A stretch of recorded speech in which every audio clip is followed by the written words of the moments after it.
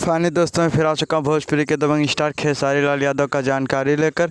मैं श्रवण कुमार। जो मेरे चैनल को सब्सक्राइब नहीं किया, सब्सक्राइब करें। भोजपुरी का हर एक खबर सबसे पहले मेरे चैनल से आता है। जहां दोस्तों बिना देर के वीडियो को शुरू करते हैं। भोजपुरी के दबंग स्टार खेसारी लाल यादव का अभी एक बहुत ही बवाल सॉन्ग का पोस्टर आ गया है। जहाँ दोस्तों जो कि बहुत ही तगड़े गाना का पोस्टर लॉन्च कर दिया गया है, जो कि मोहर नैहर के गाने का नाम है दोस्तों।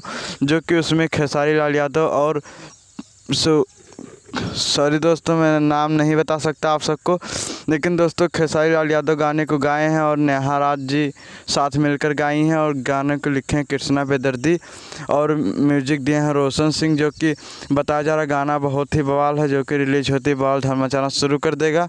जी हाँ दोस्तों, आप सबके बीच में कल सुबह 6:30 बजे गाने को रिलीज़ कर दिया जाएगा। जी हाँ दोस्तों, आज उसका टीजर शाम तक रिलीज़ हो जाएगा सूर्य म्यूजिक के यूट्यूब चैनल से। जी हाँ दोस्तों, आप सबको मिलूंगा नई वीडियो के साथ। तब तक दोस्तों धन्यवाद। चलते हैं।